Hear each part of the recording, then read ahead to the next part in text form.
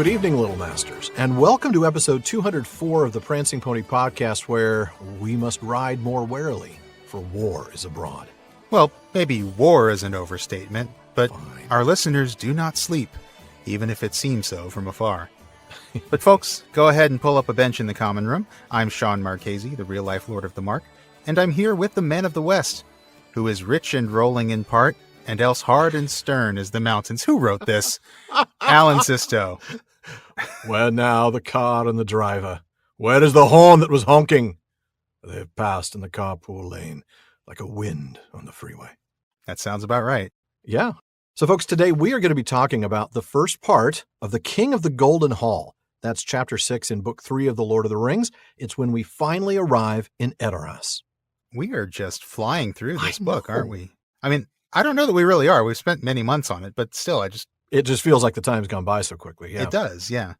Well, for those of you joining us for the first time, welcome. Yeah. Here at the Prancing Pony podcast, we are working our way through J.R.R. Tolkien's Legendarium, a few pages at a time. We study the details, we make connections to other writings, talk about our favorite themes, and have a whole lot of fun along the way. So we're glad you've joined us. and we hope you'll be glad you joined as well. But before we get to one of our favorite chapters in all of book 3, and come on, Yeah. who can say that this is not one of their favorite chapters? Yeah. Okay, we'll probably Yeah. get some email from somebody, but come on, it's a favorite for most people. Before we get to it, it is time for a fun segment we've not had in a while, which is a shame because the fact is it's always Ugh. fun. Mm. Have you figured it out yet? Really, Shawn? Really? You know it. It is time for a Tolkien fun fact. Been a long time since I heard that stinger. I like It has been, hasn't it? Yeah. Yeah. Well, I found this one while reading one of the essays in the recently published book, Tolkien and the Classical World. Mhm. And that's a book up my alley, if I've ever heard of one, I have to Boy, say. you're not kidding. It sounds like they wrote it for you. Pretty much, yeah. Now, I want to acknowledge at the front end, as the author of the essay did, that most of the research that's feeding into this fun fact was done by Humphrey Carpenter, John Garth, and Hammond and Skull. But I do want to give a shout out to Hamish Williams, who's the author of the essay and also the editor of the volume where I found this. Now, of course, we know Tolkien primarily as a scholar and an appreciator of Germanic languages, Yeah. Old English, Gothic, and others. But Tolkien actually originally enrolled in Oxford to study Greek and Latin. He had a classical education, and he was going to be a classicist. That's right. And of course, like many English public schools of the time, students at King Edward's School were expected to know their classics. Mhm. According to Humphrey Carpenter, in fact, Greek and Latin were the backbone of the curriculum at King Edward's. Yeah, and we've talked before about how Tolkien and the other guys at the TCBS, remember, they knew Greek well enough to perform entire plays by Aristophanes in the original language. Wow. Which, having read just a little tiny bit of Aristophanes in the original language, I'm floored that anybody can perform it. Yeah. Well, they also used to hold entire debates in Latin. That's right. They did. Yeah. Yep. And in these Latin debates, the boys would adopt Latin names that were often, well, silly. Oh, no. Not quite as silly as Naudius Maximus or Okay. Silius Sodus or that other one from Life of Brian. Yeah. that I Thank you for can't say not on this making me show. bleep you out, Shawn. I Yeah. appreciate it. Yeah. I can't say that other one, but not that silly, but pretty silly if you know your Latin. Right. So, for example, Christopher Wiseman was sapientissimo ingenti, which basically means something like enormous, very wise, or very wise, really, really enormously wise, or something like that. I love that. T.K. Barnsley, who was one of the kind of the outer circle members of the TCBS, he was the one they used to call T-Cake Oh, yeah. in mockery of his initials. He was placenta horreo, from the Latin words for cake and barn. Oh, my goodness. Hat tip to John Garth for that one. Yeah, I guess. But young Ronald, well, of course, he had a lot of fun with his Latin names, and there are several of them on record, but I'm going to have to ask Shawn to take the lead because, well, frankly, I know a lot better than to try to pronounce these. Shawn? Sure. I'll do my best. Thanks for throwing me the ball. I don't want it. Here. You I have tried. this. I tried. Well, once Professor Tolkien, back before he was professor, when he was just young Ronald, once he was Spurius Vectigalius Acer. Mhm. Now, Acer is Latin for sharp or keen. Mhm. Vectigal is a word for a tax or toll. So if you're keeping Oh, score at home, Vectigalius no. Acer is toll keen. Oh, that's terrible. That's Isn't it? That's terrible. That's a Shawn and Alan worthy pun. That honestly. is. I think the next time we're going to be, forget about Man of the West and Lord of the Mark, we're going to be a couple of these names. Seriously, yeah. And by the way, his first name in there, Spurious, just means phony, just like the English word that's based on it. Yeah. Now, Tolkien also once debated as Portorius Acer Germanicus. Now, the Acer, again, means keen. Portorium is a common Latin name for atoll, again. Okay, another Tolkien name, right? Yeah, exactly. Now, Germanicus, probably just a reference to his interest in Germanic languages. Makes sense, That makes yeah. sense. Once, in one of these Latin language debates, Tolkien upstaged everybody by debating in Greek. No, of course he did. Of course he did. As Aesphorides Acribus Polyglottius. Now, by now, you can probably guess the pattern. Aesphora was an ancient Athenian tax or a toll. Of course. Toll son, something like that. Acribus, of course, once again related to the word for sharp or keen. Polyglottius, meaning someone who speaks many languages. Tolkien the polyglot, of course, in case we hadn't noticed. Yeah. Right. Yeah. Case in point. Yeah. And I have to tell you that reading about Tolkien as a teenager makes me feel like I haven't done enough with my life now. Seriously. So I don't even remember being a teenager hardly at this point. My goodness. And he accomplished more. 3 times as old as he was at that point, and I have accomplished a third as much. Yeah. And this is to say nothing of the fact that he was also, writing in Gothic in his textbooks when he was a teenager, Yeah. Because Tolkien's Gothic phase in high school was very different from mine. Thank goodness it was, yeah. Now I'm picturing Tolkien with all that terrible With the makeup. black wearing makeup. Black. That is awful. Yeah. That is just awful. Yep. No. Greasy black hair. That is a picture I never need to see again in my head. Nope. But thank you, Professor, for making us all feel like we wasted our high school years. Now, Yeah. why don't we go watch Gandalf be a bit of a polyglottius in the first Okay. part of The King of the Golden Hall? I think that's a good idea. We're going to go ahead and start at the very top of the chapter, the very beginning, because, as we know, it's a very good place to start. They rode on through sunset and slow dusk and gathering night. When at last they halted and dismounted, even Aragorn was stiff and weary. Gandalf only allowed them a few hours' rest. Legolas and Gimli slept, and Aragorn lay flat, stretched upon his back.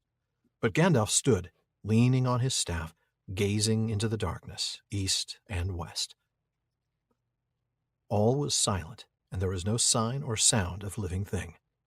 The night was barred with long clouds, fleeting on a chill wind when they arose again. Under the cold moon they went on once more, as swift as by the light of day. Hours passed, and still they rode on.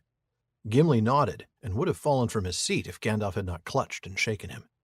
Hasufel and Arad, weary but proud, followed their tireless leader, a gray shadow before them, hardly to be seen.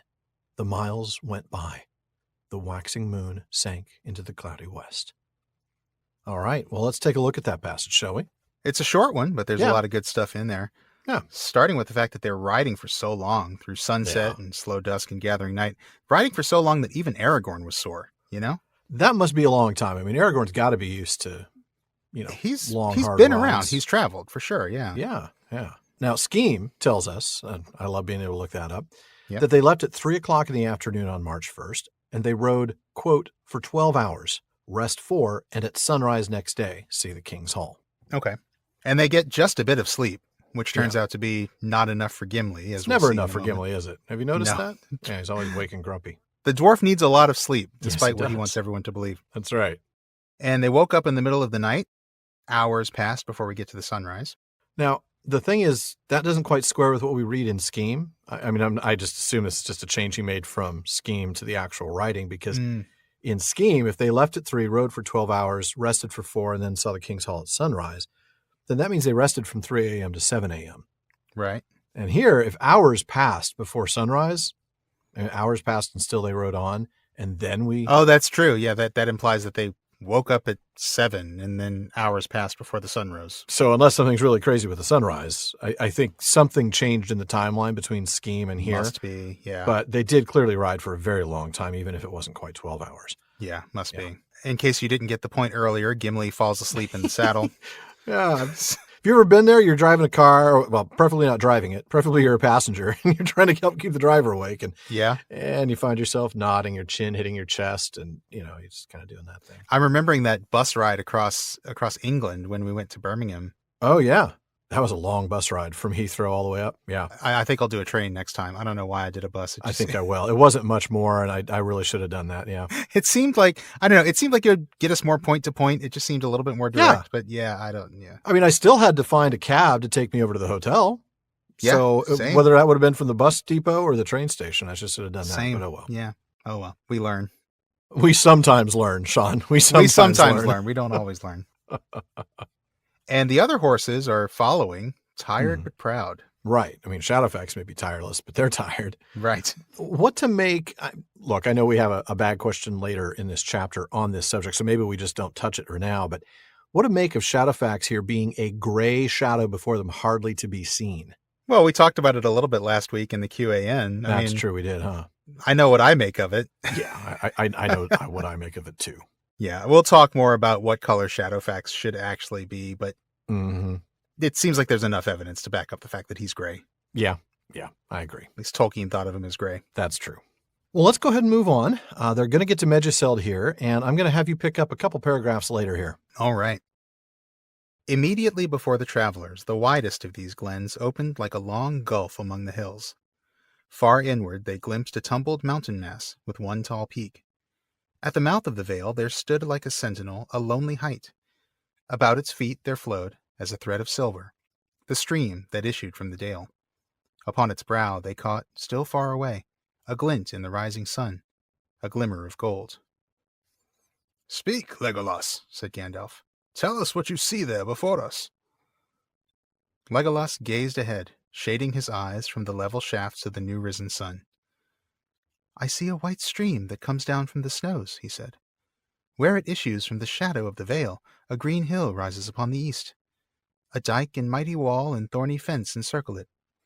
Within there rise the roofs of houses, and in the midst, set upon a green terrace, there stands aloft a great hall of men. And it seems to my eyes that it is thatched with gold. The light of it shines far over the land. Golden, too, are the posts of its doors.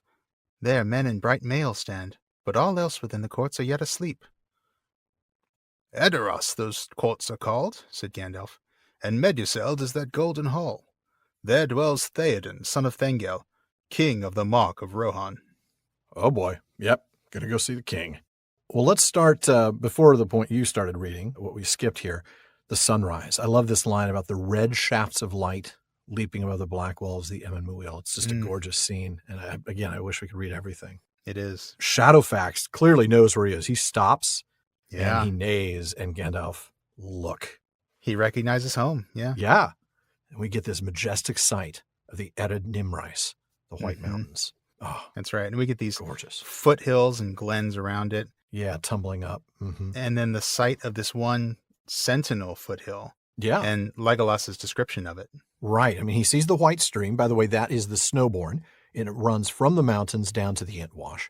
And then, of course, he sees the green hill to the east of the river as well. And he kind of does a good job of describing it. We get a really good visual here. You know, we get this description of, elf eyes, right? Yeah, almost too good a visual, really. Yeah. Right. But we get this description of the dike and the wall and fence around it, the roofs of houses inside it, and this great hall on a green terrace, apparently thatched with gold. Pretty impressive stuff. Yeah. And Legolas does a little, eyeball bragging. Oh, golden doorposts and men in bright mail that I can see from all the way out here. I mean, good heavens, man. One of them is wearing a T-shirt that says, "If you can read this, you're too close." Oh, if only you knew that in Old English and could have said it. I know. I'm slipping. Well, speaking of which, later on, we're going to be digging into some similarities with Beowulf that we actually start seeing here. For now, we just want to talk about something that Tom Shippey pointed out in Road to Middle-earth. This line that we get here where Legolas says the light of it shines far over the land is actually a translation of Beowulf line 311. Lixta se leoma over landa fella. Nice. Thank you. Nice. I'm not surprised to see that because we're going to find there are a lot of similarities with Beowulf here, and we'll get into that in a bit. Yeah. So, a lot of Old English here. You can expect some rapid-fire Old English word nerdery this episode, folks. yes. Yeah. Out of nowhere, probably half a dozen times at least. So Gandalf explains the town, the courts that is Edoras, but the hall is Meduseld. And what do you know? We've got our first bit of rapid-fire Old English. Oh, but right there, it's as if we planned it that way, Shawn. Yeah, I know. So according to the unfinished index, Edoras means the courts. That actually comes from Old English edor, enclosure or dwelling or house. Oh, wow. Okay. And although I didn't have this one in my notes, Meduseld is Old English for mead hall. All right. So Meduseld literally means mead hall. Of course, Heorot is the mead hall. It doesn't mean that, but it is the mead hall. So not quite a surprise there. Right. And who lives in this fancy house? Well, who else but the king? And it's good to be the king. It's good to be the king. How'd you become king then? By exploiting the workers. And I'm proud of it. Actually, Théoden is just taking it in turns to be a sort of executive of the week. Executive officer for the week. They don't tell us that, but Rohan is an anarcho-syndicalist commune. Pretty much. Oh, all no, right. not at all. Well, all right. Now we know where we're going, right? Yeah. But Gandalf does warn them, hey, guys, be careful. Don't provoke these guys. Yeah, remember when you met them on the field and you kind of almost figured out how many you could take down with the three of you? Can we not do that here? Yeah.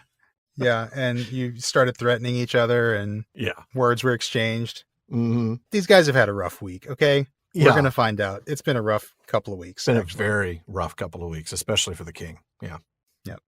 So we're going to skip a little bit because later on we won't skip much at all. We're kind of preparing ourselves for the fact that there are some passages you just don't want to miss. Yeah. So we're skipping a couple paragraphs here and we're getting much closer to Edoras, and that's where I'm going to pick up. All right. At the foot of the walled hill, the way ran under the shadow of many mounds, high and green. Upon their western sides, the grass was white as with a drifted snow. Small flowers sprang there like countless stars amid the turf. "Look," said Gandalf, "how fair are the bright eyes in the grass. Evermind they are called, Cymbalmina in this land of men, for they blossom in all the seasons of the year and grow where dead men rest.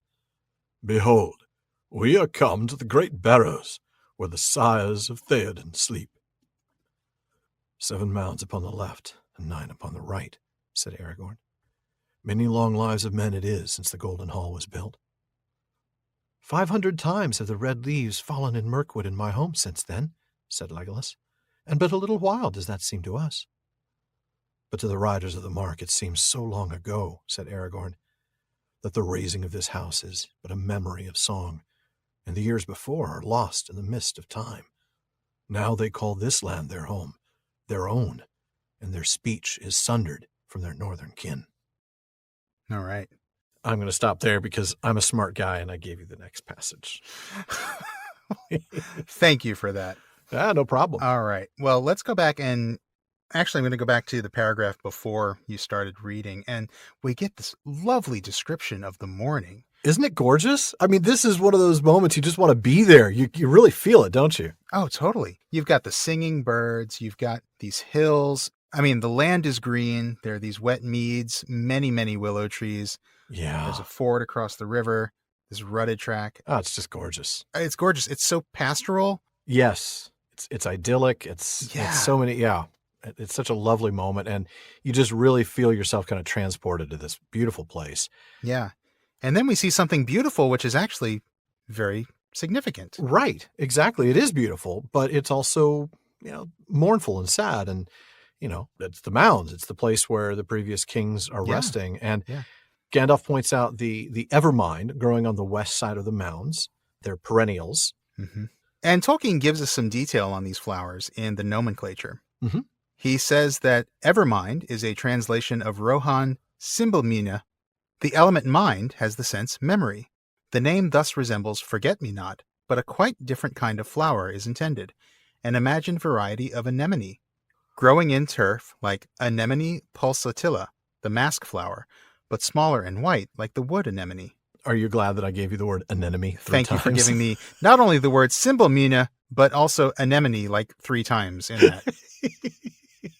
I do what I can. Anemone, anemone, Hermione. I don't know.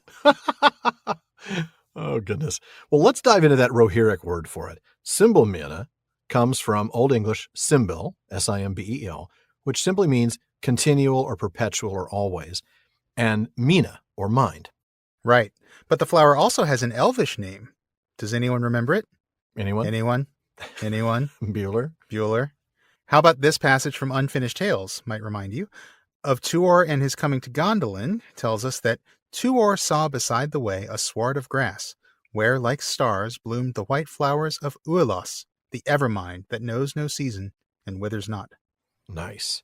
Now, Christopher fleshes this out a bit more in a footnote for that passage. He explains, these were the flowers that bloomed abundantly on the burial mounds of the kings of Rohan below Edoras, and which Gandalf named in the language of the Rohirrim, as translated into Old English, Simbelmina, that is, evermind, for they blossom in all the seasons of the year and grow where dead men rest.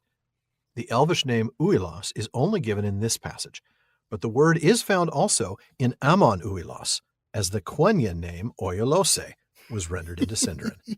Don't make me say the other version of that, please. No, I know. We know better now. Now, Christopher goes on to then point out something neat, that in Cirion and Eorl, the flower is given another elvish name, Alfirin. That's right. Yeah. Now, once again, there is not a single name for many things in Middle-earth. Nope. There's multiple names. But whether you call it Alfirin, Uelos, Simbelmina, or Evermind, you're talking about these tiny white flowers. That's right. And they are all the same. Well, I don't have much from Flora of Middle-earth to supplement that. Tolkien actually gave us quite a bit on this particular Yeah, he did, flower. really. It's true. The Judds didn't really have a lot to offer to that, but they did say that as an anemone, Simbelmina was unusual in blooming throughout the year. I guess other anemones tend to bloom in specific seasons. So I also managed to give you the word anemone 2 more times. Yes, you did. Thank you very much. Just want Yep. You can thank me later. Give it to me again and you will make yourself an enemy. Ho, ho, ho. The enemy anemone?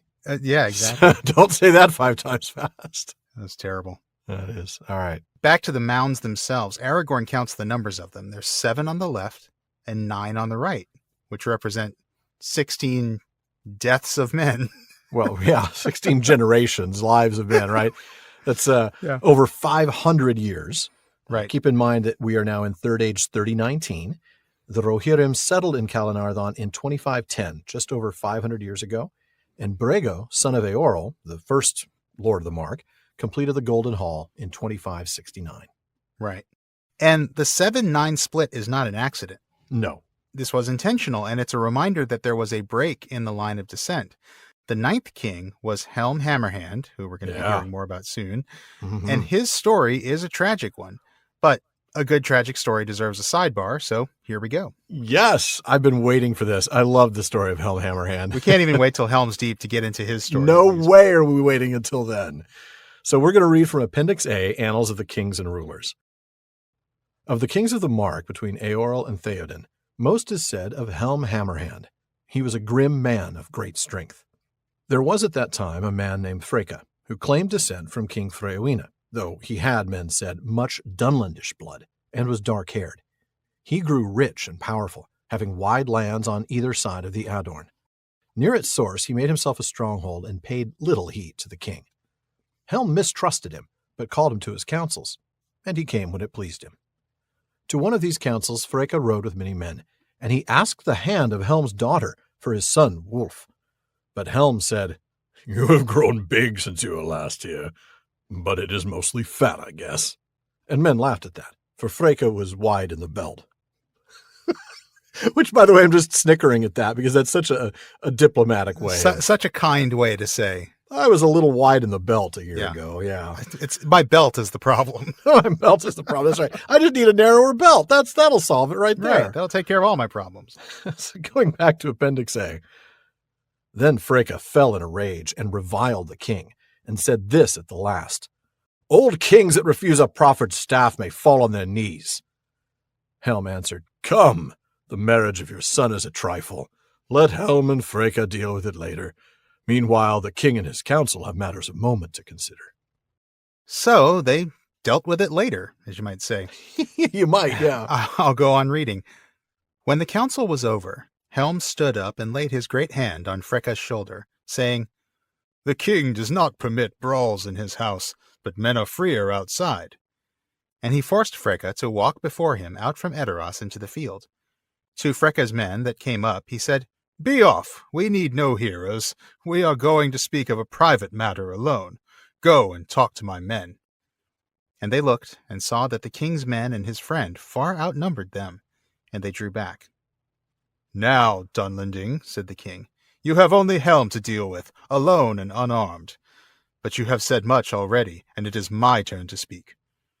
Freka, your folly has grown with your belly. You talk of a staff. If Helm dislikes a crooked staff that is thrust on him, he breaks it. So! With that, he smote Freka such a blow with his fist that he fell back stunned, and died soon after. Man. Hammerhand indeed. Helm one-shotted him. Yep. I mean, just, wow.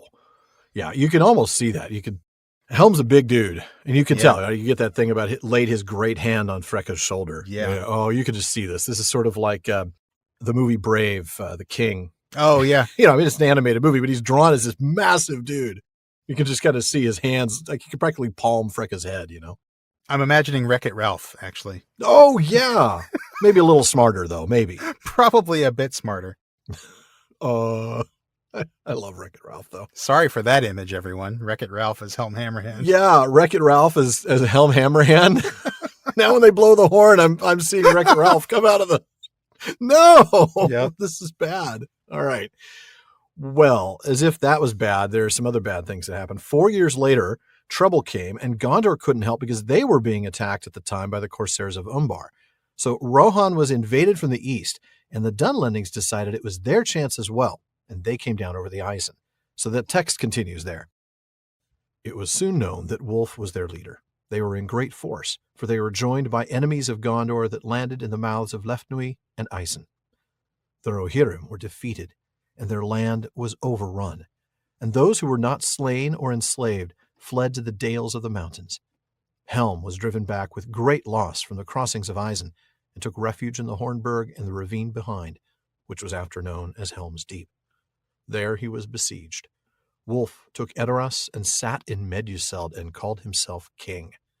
There Haleth, Helm's son, fell, last of all, defending the doors. Soon afterwards the long winter began, and Rohan lay under snow for nearly 5 months. Both the Rohirrim and their foes suffered grievously in the cold, and in the dearth that lasted longer. In Helm's Deep there was a great hunger after Yule, and, being in despair against the king's counsel, Hama, his younger son, led men out on a sortie and foray, but they were lost in the snow. Helm grew fierce and gaunt for famine and grief, and the dread of him alone was worth many men in the defense of the burg.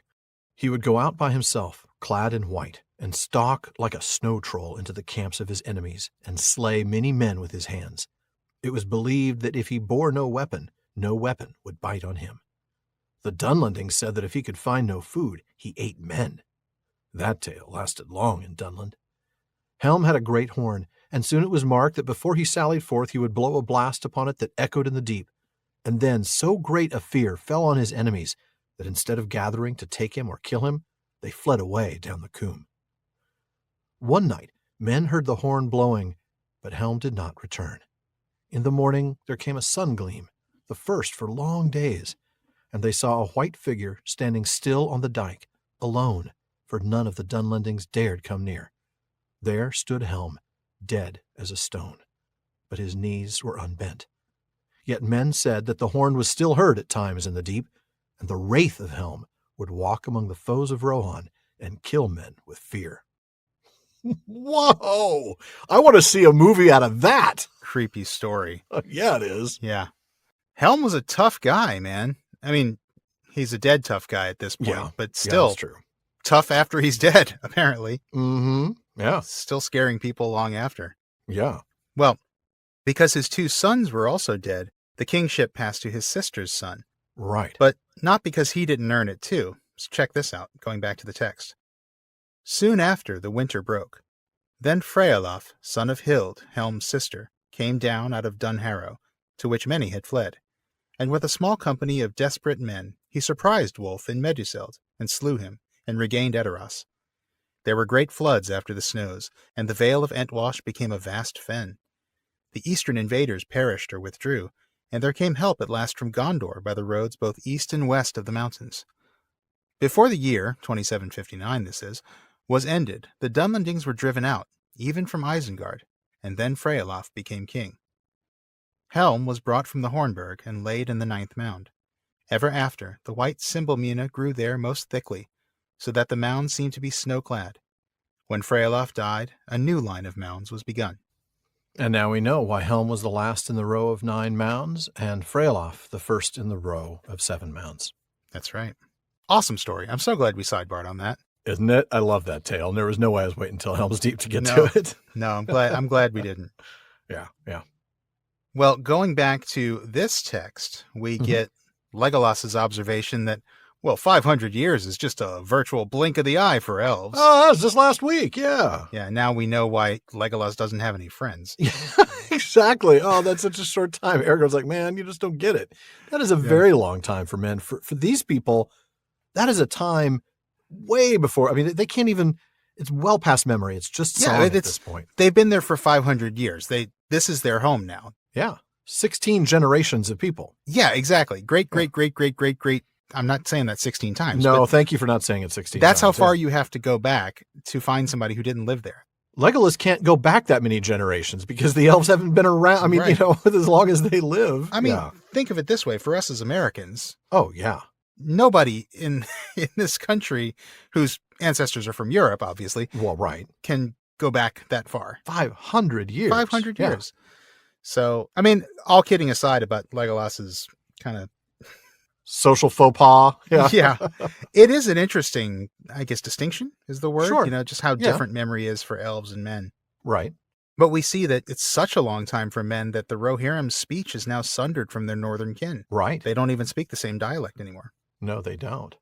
Well, before our speeches are sundered, we wanted to remind you that our inaugural PPP Moot is going to be here before you know it. It's just next month. Oh, wow. Yeah. Yeah, it's going to run from May 14th to 16th. And you're going to want to visit our website, theprancingponypodcast.com, for more information and to register. We are so excited about this event, and we can't wait for all of you to join us. One of our keynote speakers is Dr. Amy Sturgis. Now, she's taught courses on everything from Tolkien and Harry Potter to Star Wars and Star Trek.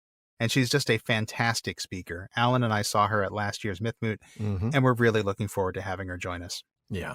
Now, our other keynote speaker is Dr. Michael Drought, who joined us here on the PPP all the way back in episode 66. He's the editor of the J.R.R. Tolkien Encyclopedia and a co-editor for the journal Tolkien Studies. He's been involved with Lotro and, well, let's be honest, he's done a lot. He has. And we're really, really thrilled to have him join us as well. Totally. Now, the theme for our first PPP Moot is digital recovery, the many ways we find fairy online and regain a clear view from virtual communities and online fandom.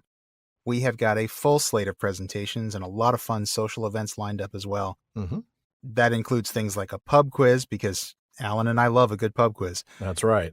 And a live AMA-style episode recording of the PPP. So please plan on joining us. Please do. Our event pages have been up and running for a little while, so you can go and take a look at the schedule, check out our speakers, and most importantly, register to attend the 3-day event.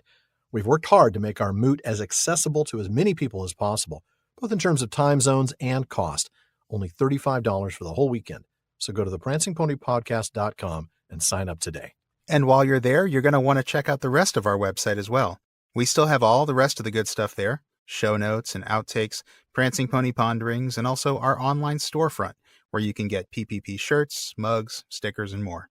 And one of the best resources we have there is our all-new library. Our web guru, Phil Dean, has worked hard on redesigning the library, and it shows. Now, as you know, we love the books here at the Prancing Pony Podcast, and, well, we want to make sure you can get your hands on any of the books that we mention here. Yeah, we may talk about a lot of Tolkien-related stuff on the podcast, but at heart, Alan and I are fans of Tolkien's books, and books about Tolkien. That's why we have the library page, with links to every book we've mentioned on the show. Now, we do make a few pennies from the purchases you make from those links, and we thank you for your support. Now, folks, if you've listened to our Tolkien Reading Day episode a few weeks back, you heard a very special immersive audio version of our last reading. That's right. Our producer, Jordan Rennells, put that together for us using sound effects, music, ambience layers, and 3D immersive audio software. And Jordan has created other scenes like that one in his own podcast, Music of Middle-earth. You can hear Fog on the Barrow Downs, the coming of Tuor to Ulmo, and the attack on the Fellowship as they journey up Caradhras. Now, Jordan and one of our patrons, whose name you've likely heard a few times, Chad in Texas, have been working on a very special, fully immersive version of the Council of Elrond chapter in its entirety. In its entirety. It'll be a complete audio play with different actors and actresses for each of the characters, music, sound effects, and much more. Sounds absolutely amazing. And if you've signed up for the PPP Moot in May, you're going to get to hear a big segment of it there. But to hear it in its entirety when it's released, as well as other soundscape readings like it, you'll definitely want to check out Music of Middle-earth on your favorite podcast app. And if you haven't signed up for the PPP Digital Moot, what are you waiting for? Seriously.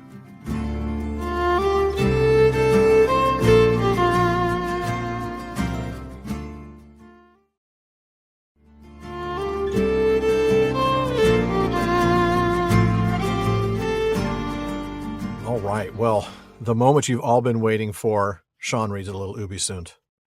Oh, yeah. All right. All right. Yep. And I'm going to pick up with Aragorn a little bit before he actually starts reciting the poem. Then he began to chant softly in a slow tongue unknown to the elf and dwarf.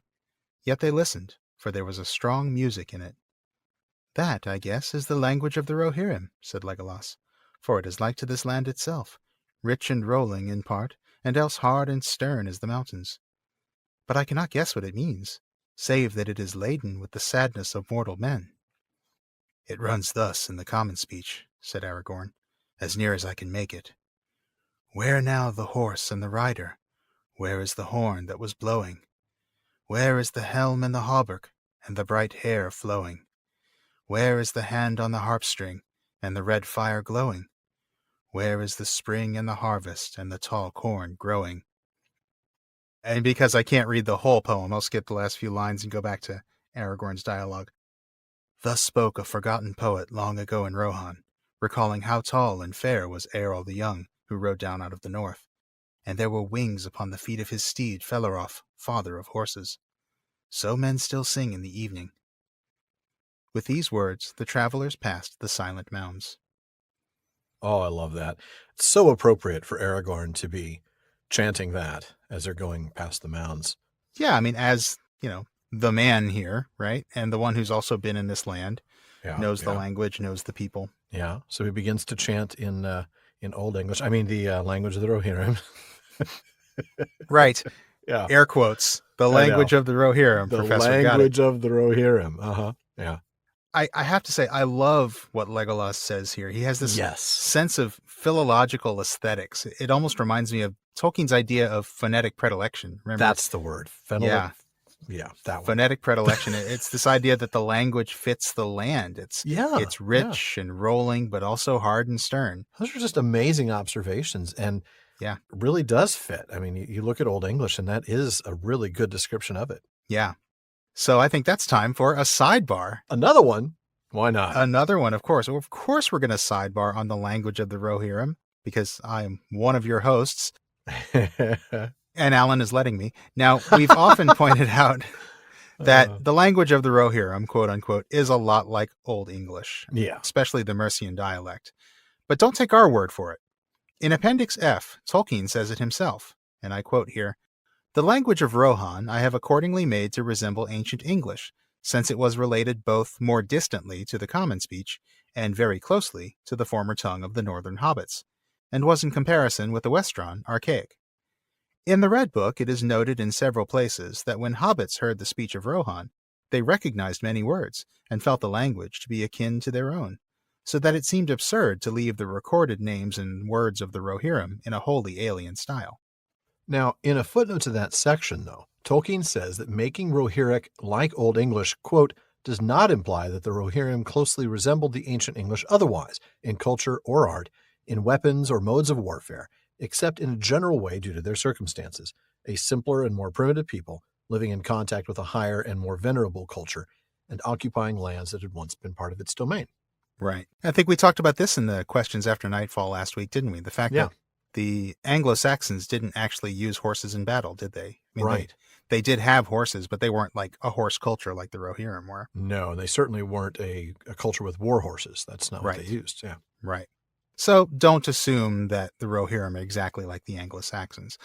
But we're not going to leave it at that, folks, because this is a sidebar and this is the Prancing Pony podcast, and this is Right. what you came for. Got to get the full Prancing Pony podcast treatment. That's right. And Tom Shippey certainly doesn't leave it at that. No.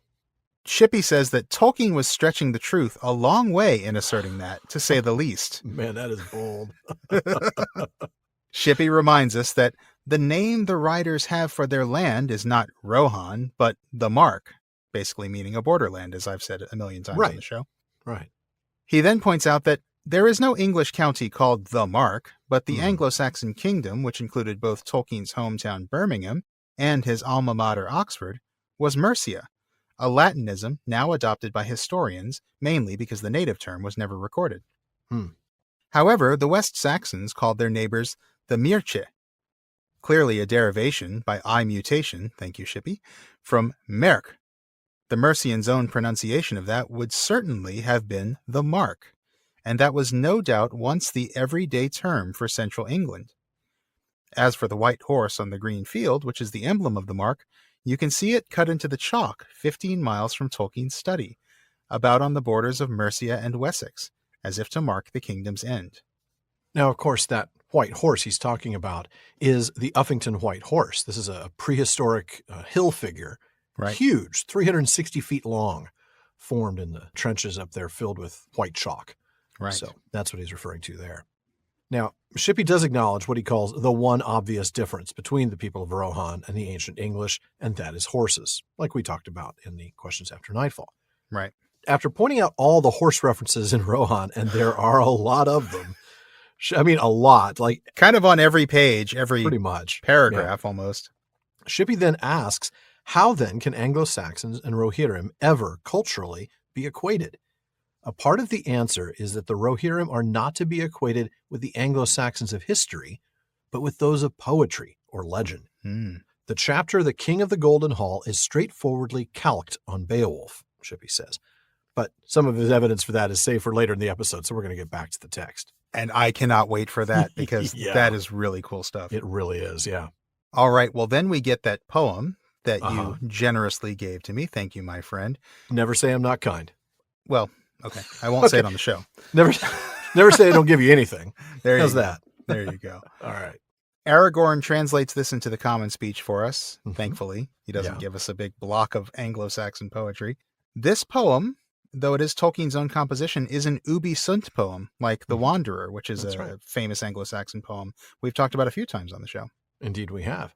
In The Treason of Isengard, Christopher Tolkien says that the song is, quote, an echo of the Old English poem known as The Wanderer, line 92, Huir quam merg, huir quam mago. And thankfully, that's all the Old English I'm going to try. This, in turn, follows an old formula known as ubi sunt, where a poet talks about the passage of time. For example, in The Wanderer, the poet asks the questions, where is the horse gone? Where the young warrior?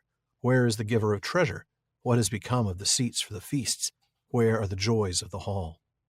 Yeah, it's all about wondering where these things have gone. That's why it's called ubi sunt, which is a Latin phrase meaning where are they? Right. It's all about sorrow and longing and the passing of years. Yeah, us, you and me, we know a little bit about that. We've had more than a few years pass. Yeah. Where quam my hair is something I ask sometimes when I wake up in the morning.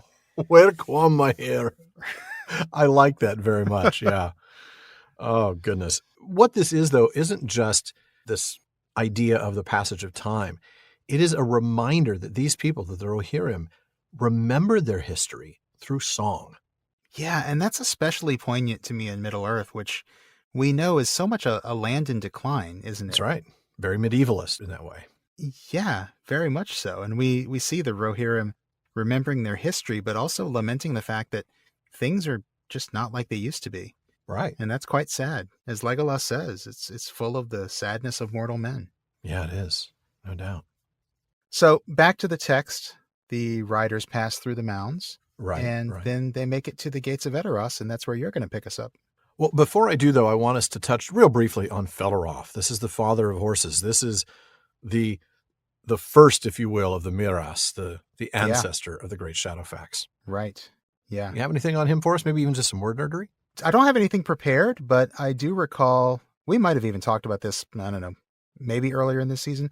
His name, Felaroth, means very strong. Oh, well, there you go. It's a remarkable horse indeed, of course. Yeah. All right, well, I'm going to go ahead and pick up there after they've passed through the mountains. Following the winding way up the green shoulders of the hills, they came at last to the wide, windswept walls and the gates of Edoras. There sat many men in bright mail, who sprang at once to their feet and barred the way with spears. "Stay, strangers here unknown," they cried in the tongue of the Riddermark, demanding the names and errand of the strangers. Wonder was in their eyes, but little friendliness, and they looked darkly upon Gandalf. "Well do I understand your speech," he answered in the same language, "yet few strangers do so. Why then do you not speak the common tongue, as is the custom in the West, if you wish to be answered?"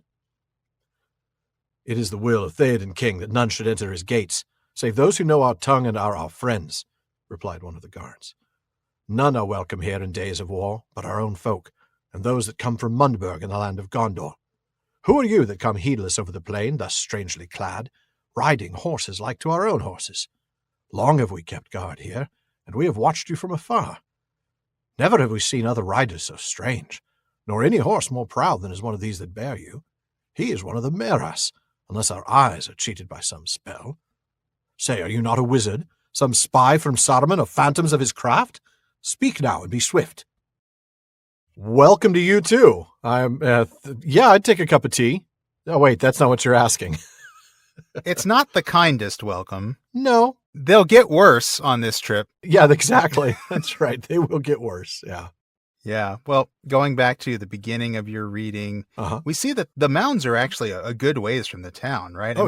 They wound their way up those hills for a bit before they actually got there, up to the walls. And then they finally arrive at the gate. And man, what an interesting moment this is. Isn't it? They're challenged in the tongue of the Riddermark, quote unquote. Yeah, Old English. Right. Yeah. Yeah. In the Treason of Isengard, Christopher Tolkien reveals that a strongly Beowulfian reception of Aragorn and Legolas at the gates was at once introduced in a revised draft. Now, Christopher only mentions Aragorn and Legolas there because in that stage of the drafts, Gandalf and Gimli arrived earlier, thanks to Shadowfax being really, really fast. That's right, yeah. So what was this strongly Beowulfian reception Christopher mentions? Well, here's what you might have read in this moment if Tolkien hadn't edited himself a little bit. Mm-hmm. "There sat men in bright mail upon proud steeds, who spoke to them in a strange tongue." And I cannot believe I agreed to this. I'm just glad it was not me. I just drew the short straw for you, Shawn. Thank you very much. "Abidath kumanun kuthe. What sindon ye, lathe othve leothe, vedus sed liche ye werede, ridan quoman to disabar ye gatum. No herin gan motan, ne wadla ne wapnid mon, nef ne we his namen witten. Nu ye ferin kumene, ye kuthath usan ofste, hu haton ye? What sindon ewer arende to Théoden urum lavord." Wow. That actually deserves a round of applause, people. Good job, Shawn. That was amazing. Man, I practiced that. I bet you did. Well, what my amazingly talented co-host just read in Old English is translated by Christopher to footnote, and I'm going to take the challenging modern English translation. "Stay, strangers unknown. Who are ye, friends or foes, that have come thus strangely clad, riding to the gates of this town? None may here enter in, neither beggarman nor warrior, if we know not his name. Now, ye comers from afar, declare to us in haste, what are ye called? What is your errand to Théoden our lord?" Kind of like my version better, I have to admit. I do too. I'm a little jealous, actually. I mean, that might have taken me a month's practice, though, to actually tackle that. You feel strong when you speak Old English. Oh, don't you? Yeah. Oh, yeah. I feel like you're about to start banging your sword on your armor, and yeah, you just gotta puff up your chest and just oh man, you're gonna build a shield wall and head right on out. That's right. That's right. Well, back to Christopher's comment about this being a Beowulfian reception. He actually says that the similar passage in Beowulf, where Beowulf and his companions are confronted by a watchman on the coast of Denmark, is very distinctly echoed. Hammond and Skull provide a quote from the Clark Hall translation of Beowulf, which very clearly illustrates this, and I'll quote from that. Yeah. "What kind of armed men are ye, clad in coats of mail, who have thus come and brought a towering ship over the waterways, hither over the seas? For a long time I have been acting as a coast guard. Never have I seen a mightier noble upon earth, a warrior in armor, than is one of you. Now I must know your origin ere you go further, as faithless spies on Danish ground. Now, ye strangers from afar, ye sea traversers, it is best to tell me quickly the cause of your coming. Though, he might have been outnumbered and really should have just asked nicely. Probably should have asked again, not the nicest. Real to the point, though. Real clear. I need to know who you are and why you're here. Yeah. Yep. Well, fortunately, Gandalf knows the language and responds in kind, but he chastises them for not speaking the common tongue to strangers because that's the tradition that you do here if you want to be understood. Right. If you want to know who strangers are, speak to strangers in a language they can understand. Right. That's right. That's absolutely. Don't speak to them in Old English. The fact that they're strangers should tell you that they don't know what you're saying, sir. As does the bewildered look on their face. Right. Yeah. Now, fortunately, even if Gandalf weren't there, Aragorn would have known the language as well. I mean, very clearly. Not only did he chant in it earlier, but you'll remember he spent many years in Rohan, actually in the service of Théoden's father. Right. Yeah. Well, so then the guard responds to Gandalf, and his reply is pretty clear. Yeah. Probably makes a lot of sense. Yeah, it really does. Basically, what he's saying is people who aren't our friends and don't speak our language, they're not welcome. These are days of war. That's key. Days of war. If you can't understand what I'm saying, you're not getting through this game. That's right. This is not us being isolationists. No. This isn't an attempt to wipe out other languages like Thingol did in Beleriand. This is a way for the Rohirrim to protect themselves during a time of open conflict. Like he said, absolutely. Days of war. Absolutely. And keep this in mind, folks. The first Battle of the Fords of Isen took place just a week ago on February 25th. So they are, understandably, a little bit defensive. That's a really good reminder because, we have read this book before. We know that war is coming. And so we can understand, days of war means, war is on the horizon. But no, the Rohirrim are already at war. They have already fought battles. Absolutely. Theodred has already died. Yeah. Right. Yeah. The son of the king. That's right. Well, then we've got some more echoes of Beowulf here in this who are you that come heedless bit. Mm-hmm. Yeah. Over the plain, riding our own horses. He recognizes the horses. That's interesting. Yes. Yes, he does. Obviously, they know what their own horses look like. It doesn't say that he recognizes them by name, but he just recognizes, oh, that's one of our horses, I can tell. And it's not just one of the horses, it's one of the Miras. Yeah, right. One of the Miras, unless my eyes are cheated by some spell. That sounded very familiar to me, didn't it to you? Man, okay, can we talk about this? Yes, we can. Because I know you're thinking about the movie where Legolas says this. Yeah, when Shadowfax first arrives after Gandalf's amazing... Yeah. Look, it's a great scene. And look, I try very hard not to bash on the movies, and I love the Lord of the Rings movies. People know that. We do. Yeah, I do too. And you're only going to hear me bash it pretty hard when we get to Faramir the next couple seasons. But yeah. There's just a couple of places where the screenwriters gave lines to other characters, and they did that a lot, and sometimes it works great. They did it a bunch, right? Sometimes it did work really well. Mm-hmm. Yeah. Yeah. I'm thinking of a moment coming up pretty soon when Wormtongue gets the line that Gandalf was actually speaking to Éomer about the... Oh, about Éowyn, when he calls her a hutch to trammel some wild thing in and all that stuff. Yeah. He doesn't call her that, but he's talking about that. Yeah, that's actually a good one because it makes that line so creepy. Doesn't it? Oh, man. Yeah. This one, though, giving this to Legolas is one of those things that really kind of... I don't like it because... No. First of all... How does Legolas know what the Miras are when he first sees Shadowfax? He's never been to Rohan. He wouldn't know it. He would know a Miras from a pony, from a donkey. Right. Cheated by some spell does not sound like something an elf would say. No. That's exactly a Rohirric thing to say. Elves don't really talk about magic or spells, right? Yeah. And it's kind of a confrontational phrase, which makes sense here because... Right. They're being confronted by a guard. It's like, hey, that's one of our horses unless we're being cheated.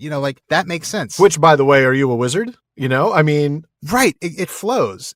Whereas really does. Legolas just kind of saying that out of the blue. It sounds pretty, I guess, but it just doesn't make a lot of sense. Anyway, it's shoehorned in. It is. And rant off. I know I try not to do that a lot, but that is one of those things in the movie that just kind of... / end didn't rant. work for me. Exactly. Yeah, I'm with you. Yeah. No, I understand completely. I like the stuff that we don't read in the next paragraph. Aragorn's little sideways comment. Look, you knew that before you asked. I mean, come on. You totally know this is one of the Maris. Yeah. We're not stupid, and we don't think you're stupid. Yeah. But then he identifies the horses, he names them, and explains, quite importantly, how they legitimately came into possession of them. Right. Here are our papers from the Enterprise rent-a-car on the other side of town. Yeah. Yeah. So here's the papers. They're signed by Éomer, who gave us the horses. By the way, has he been home? We'd love to talk to him. And the guard is like, I'm not going to say anything about Éomer. I'll neither confirm nor deny. Yeah, exactly. But let's talk about Wormtongue. Gandalf will not have that. Yeah. No. Just the mention of Wormtongue, man. It sets him off. I mean, he's not really in a position to get angry, right? I mean, yeah, true. These guys have spears. It's their house. And Gandalf's like, wait a minute. Wormtongue? I'm not talking to that guy. I'm not even talking about that guy. I'm not here for a lackey. Absolutely. I am here for Théoden, not for Wormtongue. That's right. And then that's when I'm going to have you pick up, because now the guards have to know, well, who are you? Who are you? Who? Tell me who are you? There you go. By the Who. Yeah. Strangely circular song. Isn't it? But what names shall I report? And what shall I say of you? Old and weary you seem now, and yet you are fell and grim beneath, I deem. That's the joke I should have used for the opening of the show. Old and weary you seem now, yet you are old and weary I seem, but I'm fell and grim beneath. That is the joke you should have used, totally. It's just too far into the chapter. Yeah, 100% you should use that. So true. But anyway, I'm going to let you get back to reading. All right. Well do you see and speak, said the wizard. For I am Gandalf. I have returned. And behold, I too bring back a horse. Here is Shadowfax the Great, whom no other hand can tame. And here beside me is Aragorn, son of Arathorn, the heir of kings, and it is to Mundburg that he goes. Here also are Legolas the elf and Gimli the dwarf, our comrades. Go now, and say to your master that we are at his gates and would have speech with him, if he will permit us to come into his hall. Strange names you give indeed, but I will report them as you bid, and learn my master's will, said the guard. Wait here a little while, and I will bring you such answer as seems good to him. Do not hope too much. These are dark days. He went swiftly away, leaving the strangers in the watchful keeping of his comrades. After some time he returned. Follow me, he said. Théoden gives you leave to enter, but any weapon that you bear, be it only a staff, you must leave on the threshold. The door wardens will keep them. I don't think it's an accident that he said, be it only a staff. No. He didn't say, be it only a dagger, be it only a throwing axe. He is looking directly at Gandalf's staff. It's like, you're going to leave that. You're not getting through the TSA with that, bud. No, you're not. That is not going to get on the plane, man. Nope. No, not going to happen. Nope. So, yeah, the guard wants names, and he's really concerned about Gandalf being fell and grim, as really he should be, yeah. Yeah, I mean, you think he's glimpsing a little bit of... I mean, Gandalf's not revealing any of his power, but I mean, how does he... Hard to contain it all, right? I mean, isn't some of it going to sort of leak through? Some of it's going to leak out, even though he's kind of disguising himself. Maybe the guy just senses this guy's got some juice. He's something. He's got some power. Yeah. Yeah. And then when Gandalf answers him, he's like, yeah, you want some names? All right, I got names for you. I'm Gandalf, son. Gandalf Greyhame. He doesn't say that. No. But I'm Gandalf. I'm here with Shadowfax the Great. You might know him. Yeah. You might know him. I'm just thinking, you want badges? We don't need those thinking badges. Nope. I got your name right here, man. That's right. Gandalf. Name? Boom. There it is. Capital G. Mic drop. Aragorn, son of Arathorn, heir of kings. He gets quite the introduction. On his way to Mundburg. Well, talk to me a little bit about that. Do we have an Old English moment there? Another bit of rapid-fire word nerdery, sure. Mundburg means fortress of protection or hill of protection. Okay. And of course he means Minas Tirith. Exactly. And then he mentions Legolas and Gimli, their comrades. He names their races, but no lineage or history. It's like... this guy and this other guy. With Shadowfax. This is Aragorn. He's son of Arathorn, heir of kings. And Legolas and Gimli. I love it. I really do. I think it's great. And we have a question in Barlaman's bag today on the... let's just say the more muted introduction of Legolas and Gimli. So stay tuned for that. Yeah, please do. So the guard asks him to wait while he goes, I'm going to go talk to my manager, see what I can do. Yep. But don't hope too much. These are dark days. That's right. Which is lovely advice, really. Don't hope too much. Don't hope too much. Yeah. I mean, he's not wrong. This is just a bit more of that Beowulf stuff, right? It really is, yeah. Again, they're at war. They are. We don't know this yet, but Théoden's already died. You Yeah. said that a moment ago. So Théoden knows that, but yeah, that's I true. don't think at this point Gandalf knows. Yeah. The guard returns with news, though, in not too much of a while later. Right. And we had some fun with this. Yes, you have leave to enter, but all your weapons, yes, sir, All even of your them. staff, That's right. will be left on the threshold with the door wardens. I love it. Be it even a staff, be it only a staff. Yeah. You're not getting through there. Well, that's where I'm going to go ahead and pick up as they go from the gates of Edoras up to Meduseld itself. Oh, this is a great part. The dark gates were swung open. The travelers entered, walking in file behind their guide. They found a broad path paved with hewn stones, now winding upward, now climbing in short flights of well-laid steps. Many houses built of wood, and many dark doors they passed. Beside the way, in a stone channel, a stream of clear water flowed, sparkling and chattering. At length they came to the crown of the hill.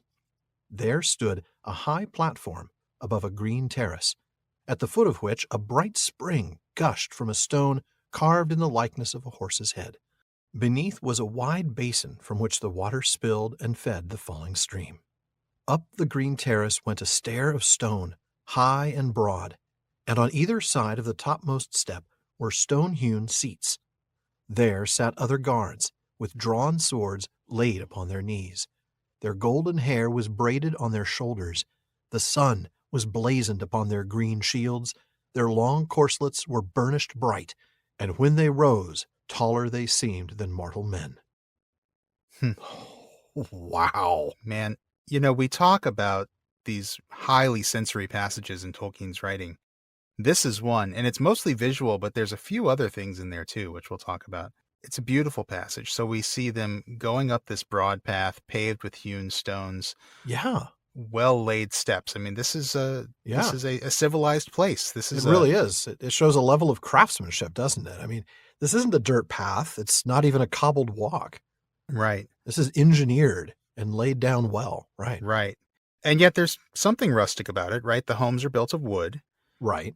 They're passing many dark doors. What do you make of this? I know. I was thinking the same Why are thing. these doors dark? Are the homes shut? Are the doors actually closed? Or are they empty? That's the thing. I don't know. Opening to darkness? I don't know. Again, possibly because it's a time of war. You do have some empty homes where people, well, empty at least of the men who are out fighting. Or at least gathering to fight. Perhaps some of them are completely empty as a result of that. But certainly those that would have people in them would be shut tight because they are in a time of war, I imagine. Right. Yeah. Yeah. And then you get that stream paralleling the path. That's one of those moments I think you were talking about when you talked about other senses. Yes, because you get the sparkling, which is a visual, but then the chatter. The chattering. You can just kind of hear this little stream running down this stone channel. Mm-hmm. It's a really pretty sound, and you can imagine you're hearing that all day in the town. Yeah, absolutely. Really neat. It's like a really nice water feature in a courtyard, which is exactly what it is. Yeah, all the way down, all the way from the terrace at the top, all the way down to the bottom of the city. Yeah. And then you get the crown of the hill with that green terrace, and here's where the water's coming from. It's coming from a spring, a natural spring, but around it they've carved this stone in the shape of a horse's head. That's so cool. I mean, that's just amazing. They must have built this carving around the natural location of the spring, as you said. They had to have. Here's the spring. They're gonna build this thing around it. Pretty cool. Incredible. And it's a gorgeous image. Again, horses. Very Rohirric. I mean, that's the whole point here. Yep. And then beneath it, we've got this wide basin catching the water from the spring and letting it flow down to the stream. Yeah. And then, of course, from the terrace, or I should say on the terrace, is a stone stair going up to the platform at the top. And at the top are these stone seats with guards. And the guards have their swords drawn but laying across their knees. This is amazing, isn't it? It is. It's a beautiful visual. And again, not to bash the movies, because I actually do love this part of the movie. I do It's too. even more impressive than the entry that we see into Edoras in the movies. That's a good way of putting it. I mean, I did love Meduseld in the films. I thought they nailed it. And I'm going to read a passage here that one of my favorite moments of any of the movies is when they're riding into Edoras. It's stunning. Absolutely stunning. I mean, I would like to see Edoras maybe a little bigger. I feel like it's almost too small a town to be the capital. It is a bit small, isn't it? But they also realistically had to build that little village on top of an On actual whatever hill hill they could find in New Zealand, yeah. Right, so I got no complaints. But the actual hall itself is really amazing. So I've got no gripes about that. Yeah. But this idea of these big stone chairs with guards sitting in them at the top of a staircase, Yeah. and then you still have this big green flat platform, and then the hall on top of it. Yeah. I will say Lotro nailed it. Really? Really, really well. I haven't been in yet. I've been to it because my character's high enough level to do that, but I never did whatever quest line I had to do to get into Rohan. I knock on the door of Meduseld and it's like, you don't have the appropriate quest. I'm like, oh no, I can't see the inside. You need to learn to speak Old English to him, man. Well, there's a thing you could do where you can speed up the process. You level up your character. All of a sudden you get this consumable thing that you're level 95 or whatever. And I did that, which makes it really easy for me to walk into Rohan.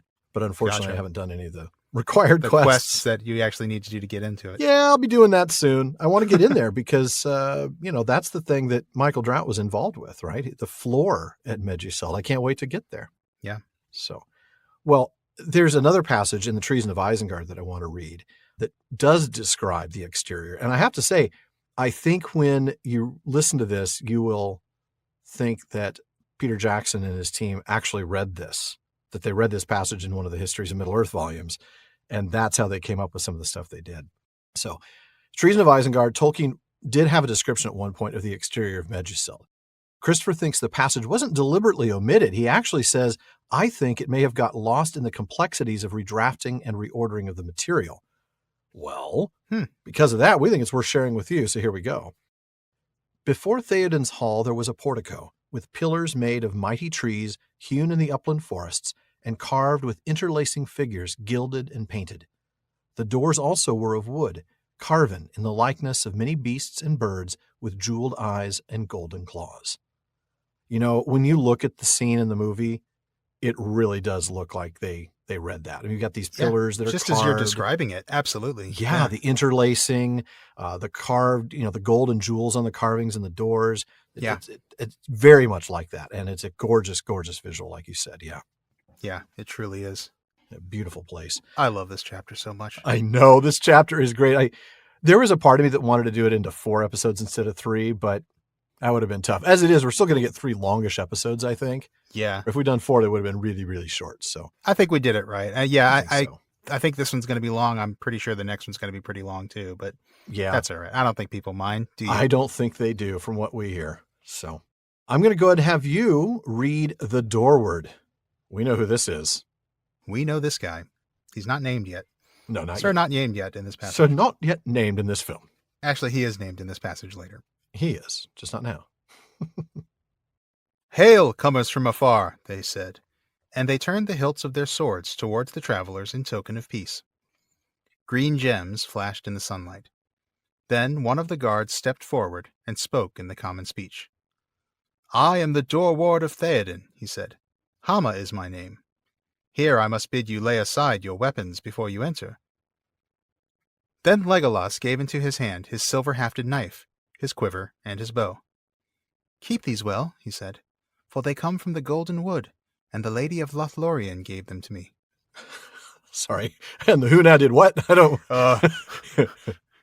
Can I get some gloves? Can you just set these down over here for me?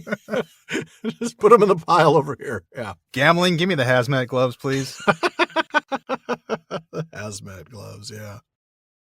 Wonder came into the man's eyes, and he laid the weapons hastily by the wall, as if he feared to handle them. No man will touch them, I promise you, he said. Aragorn stood a while hesitating.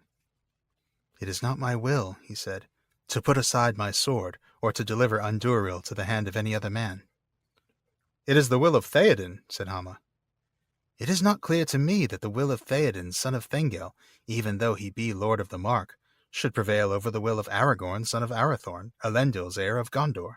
This is the house of Théoden, not of Aragorn, even were he king of Gondor in the seat of Denethor, said Hama, stepping swiftly before the doors and barring the way. His sword was now in his hand, and the point towards the strangers. This is idle talk, said Gandalf. Needless is Théoden's demand, but it is useless to refuse. A king will have his way in his own hall, be it folly or wisdom. Truly, said Aragorn, and I would do as the master of the house bade me, were this only a woodman's cot, if I bore now any sword but Andúril. Whatever its name may be, said Hama, here you shall lay it, if you would not fight alone against all the men in Edoras. Not alone, said Gimli, fingering the blade of his axe, and looking darkly up at the guard, as if he were a young tree that Gimli had a mind to fell. Not alone. Guys, come on. Yeah. Why are we doing this? Why are we doing this? Aragorn's pretty bold here, but I have to say, I'm going to remember this line since you're the Lord of the Mark and I'm the Man of the West. It's not clear to me that the will of the Lord of the Mark should prevail over the will of the Man of the West. I thought you might like that. Yeah. I like that you said it, actually. Tricked you into that. That clip is going to come back to haunt me. Yes, it will. The next time I ask for something on the show, you're just going to play that clip. That's not a bad idea, actually. Jordan, help me out with that. Remember, as you said in episode 204, Shawn, you right. admitted in your own words, sir. That's right. Do I need to play the audio for you one more time? That's hilarious. So the guard who escorted from the gates, he leaves them. This is no longer his area of expertise. This is like not my. That's not my department. That's not my department. I don't have any jurisdiction. I got to go back to aisle 7 and wait there. That's right. And I love the formality of this ceremony. The doorwards wait until somebody steps onto the terrace. They're just sitting there perfectly still. Yeah. They speak this formal greeting of courtesy in their own tongue again, and then offer their sword hilts, which is neat. Yeah. And then one steps forward to actually talk to them in the common speech. Right. Which makes sense. It does make sense. And yet I think this is a really important shift from the reception they got at the gate, right? Yeah. At the gate, they're assuming that you're an enemy. Right. And so that's why they're going to speak Rohirric there. Once you get through the front gate, it's Westron at the door. They actually offer their sword hilts. They just assume that anybody who gets this far is a friendly, so it must be safe to converse in Westron, safe to treat them as a friend. And that's exactly what happens. Of course, it also helps that they've introduced themselves at this point, too. Well, right. They know who they are, and they know what the mission is to the king, right? Right. So this one guard introduces himself as Hama and tells them, you heard that you have to lay aside your weapons, right? This is that place. Yeah. This is the time to do Bob that. at the front told you you're going to have to leave that staff here, right, sir?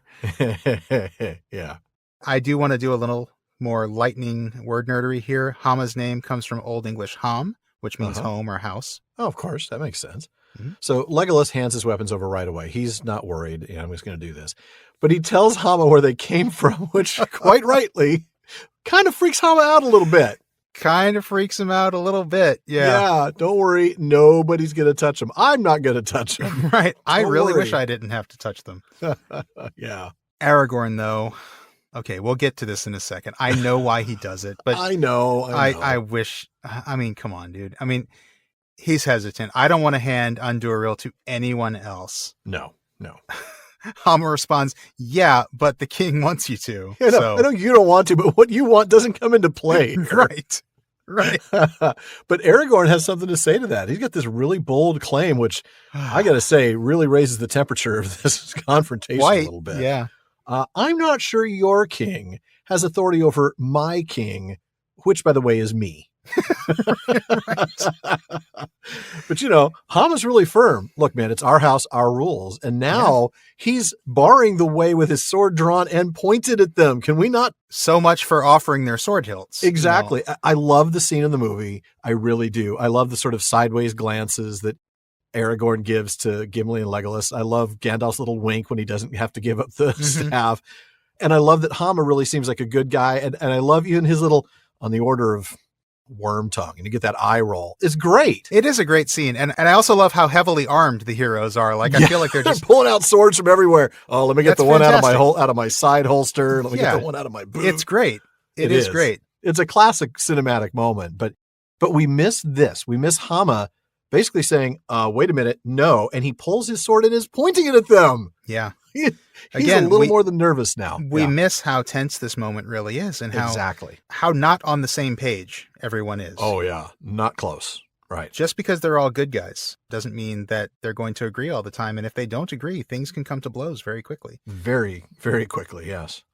And Gandalf tries to defuse the situation, thankfully. Like, look, Well, I yeah. know it's a silly demand, but come on, man. It's Théoden's house, all right? Can we I just know, do come on. what Théoden wants us to do in his house? Man's home is his castle, especially when it's the mead hall in the capital of his kingdom. Yeah. Right. I do like the sideways insult, right? He says, needless is his demand, and then a king will have his way in his own hall, be it folly or wisdom, and I think we know which one he thinks Which this one is. Gandalf thinks it is, for sure. Yeah.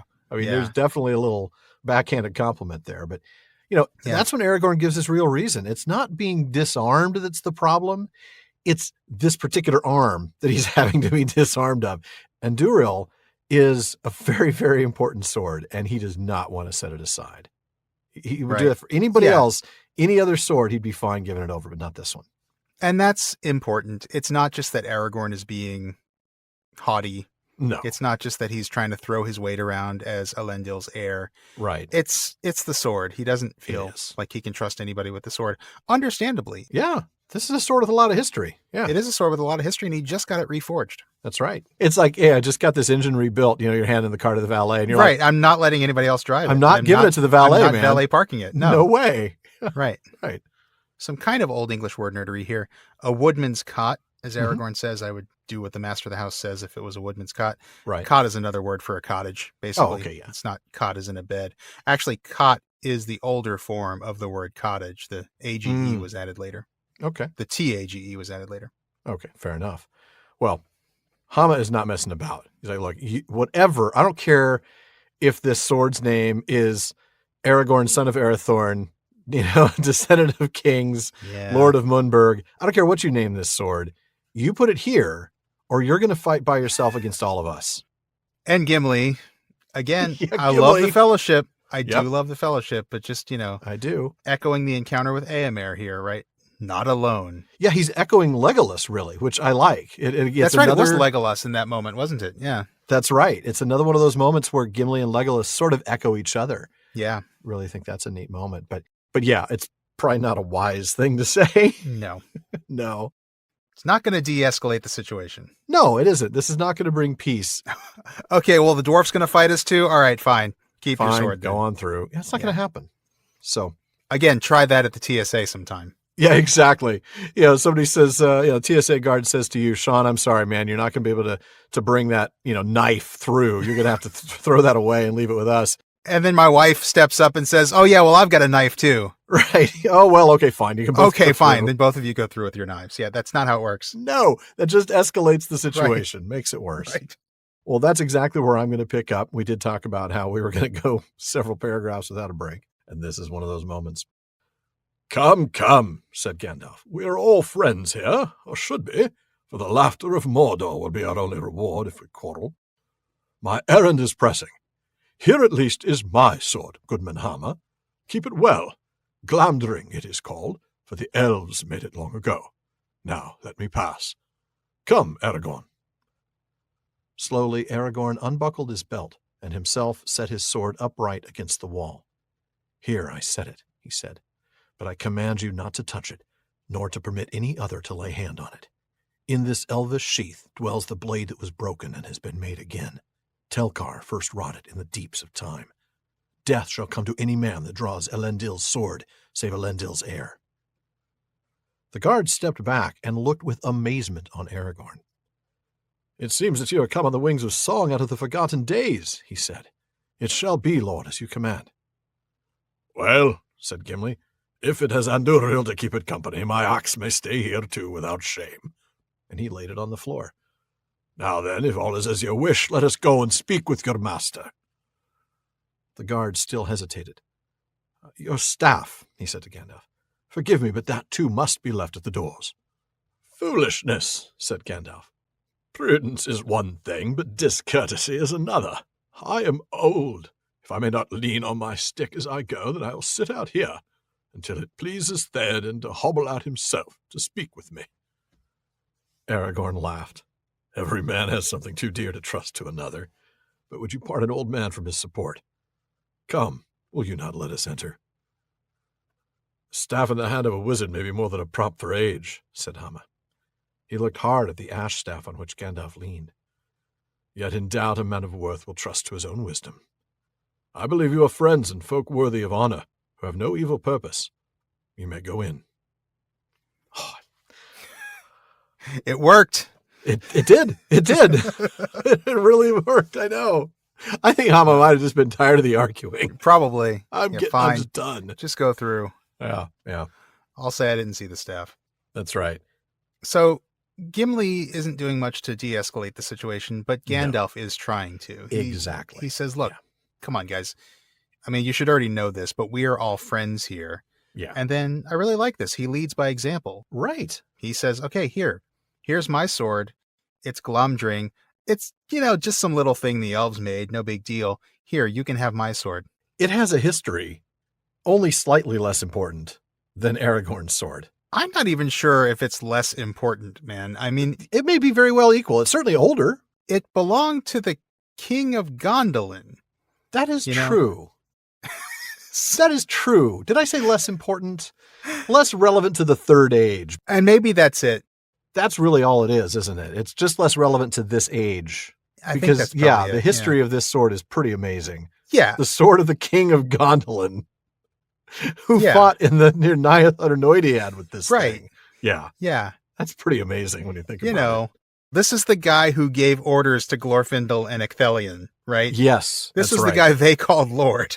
Wow. Okay, that puts it in perspective. But, all right. So, back to Aragorn. Right. So, I guess following Gandalf's lead, and he really has to at this point, because look at what Gandalf has done. Aragorn relents, but he sets it down himself and then commands that nobody be allowed to touch it on pain of death. I mean... All right, man. You do you. Yeah. Just don't touch this sword. Right. He does give its history. Right. I think we've got a little score to settle here. Yeah. He says, this is the blade that was broken. It was first wrought by Telkar in the deeps of time. I love that phrase. The deeps of time is a great one. Yeah. And then he repeats his claim of being the heir of Elendil. Yeah.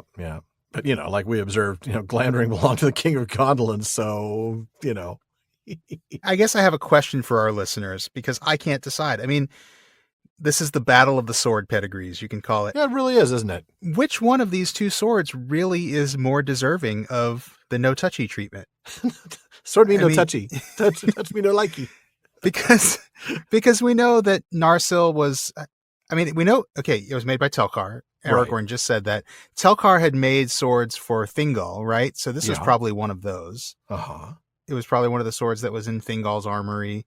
Right. Maybe it got passed down through Beren and Luthien somehow. We don't really know for sure. Wow. That would, if one could prove that its provenance went through Beren, then I think we might have an argument to put Andúril at the top. If Beren himself held it, yeah. Yeah. But we don't know for sure that happened. And remember that Elendil, these were not the kings of Númenor. No, you're right. They're descended from the kings of Númenor, but Elendil was not one of the kings. And so you would expect that Ar-Pharazôn might have had some really legit sword that once belonged to Beren. But you wouldn't think that, his cousin would have had that. So that's a good point. But then again, Narsil cut the ring from Sauron's finger. I think that's the thing. This is more of a looking at the swords and saying, what have you done for me lately? I think that's it. And so I think your point earlier about Andúril is more relevant to the Third Age. I think that's exactly what it is. I think Glomdring passed out of history, was completely forgotten about for thousands of years. Yeah. And Gandalf just happened to find it. Yeah, it's a pretty amazing sword, but it glows, which Andúril does not. That's true. It does glow, but Turgon didn't cut Sauron's finger. No. Now this isn't even the sword that, say, Glorfindel killed a Balrog with. Right. Well, mostly because he didn't kill a Balrog with a sword. He killed him with a fall. Right. Right. Suplex. No wings. Right. Suplex. He climbs up on the belt wrestling buckle. Moves on the side of the mountain. Yeah. Why is there a buckle? And the Balrogs picked up a folding chair, folks. Over Glorfindel's head. We could describe so many battles in that same way. I'm thinking of the one when the Balrogs illegally tag team each other to come in and gang up on Fëanor when they tie him up. Right. Yeah. Oh, man. Oh, That's man. hilarious. So, I don't know. I think you're probably right. I think it's just a matter of Unduril's the sword that is more relevant to the Third Age. Come on. It overthrew Sauron. Yeah. That's pretty legit. Even the Rohirrim would know that. They would know Narsil. They might not know the name Andúril, Right. but they would certainly know Narsil. They would know the sword that was broken. Right. And they wouldn't necessarily know Glamdring. So, right. If he talked about, the fall of Gondolin, King Turgon, to be like, who? Who? The what now? When? Right. Yeah. Well, folks, those are our thoughts on that. We would love to hear your opinions. Glamdring or Andúril? That's going to be an interesting one. All right. Well, back to the text here. Hama, who... he's sort of been demoted, hasn't he? Yeah, he's just the guard at this point again, isn't he? Yeah. We had his name, and he's just the guard again. Tell us what you think, Professor. Yeah. He echoes Éomer earlier in complying with that request, It's right. like, all right. Well, it'll be as you say. Yeah. He kind of echoes him in the same way that Éomer did stylistically, linguistically, right? We get the wings of song out of the forgotten days versus Éomer's line, the dreams and legends that spring to life out of the grass. They're both very musical phrases, aren't they? We talk about them being a people of song and telling their stories in song. These kind of have that sort of lyrical feel to them, don't they? That's a very good point. And it's both sort of these references to like, oh, wow, these legends are coming to life. All right. Right. I guess these are weird days, man. Guess we better step aside and kind of let folks do what they're going to do. Yeah. Right. Gimli, though, clearly has no reason not to lay his unnamed axe without portfolio next to the others. No excuse now.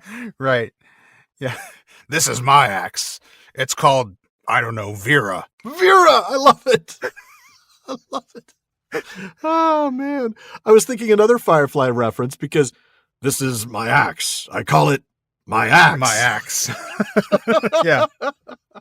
Oh, that's great. That's great. We're both on the same wavelength there. We were both totally right there with Firefly. That's great. Although at this point, Gimli's probably named his axe after Galadriel or something. Yeah. It's not Vera, it's Galadriel. Yeah. Galley. But we're not done yet because, what about your staff, sir? I'm going to need that That's staff. right. The whole thing that the guy at the gate told you that, right? You've been instructed on this before. This isn't the first time you've heard this. You had access to the pamphlet when you entered. You knew that this was going to be asked of you. And yet Gandalf is outraged. I think he's feigning outrage a little bit here. I think he is. It's like, what? What are you talking about? What? This is just a discourtesy and what, Yeah. Aragorn, I think, sees through that. Stuff. That's why he's laughing. Absolutely. Yeah. Aragorn laughs.